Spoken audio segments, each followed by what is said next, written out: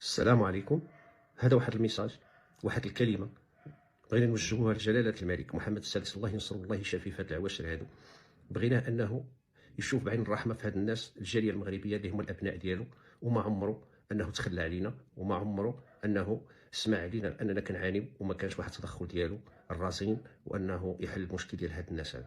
فاليوم يا جلاله الملك كنتجهوا لك، حنا ابنائك، حنا ابناء الجاليه المتضررين من رخصه السياقه. كنتمنى هذا الميساج يوصل.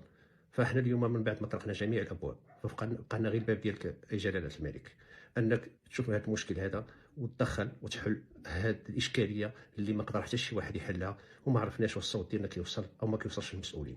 فمن هذا المنبر كنشدوك يا جلاله الملك، والله يشافيك والله يخليك لينا ديما اب، الا ما نشوف من حل هاد الناس هادو وحلوا هذا المشكل ديال رخصه السياقه.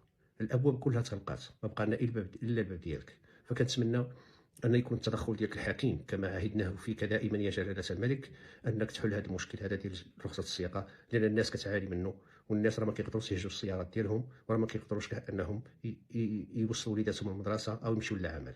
فاحنا كجالية مغربية كناشدوك يا جلالة الملك بالتدخل في حل هذه المشكلة، والله ينصرك الله الوطن الملك.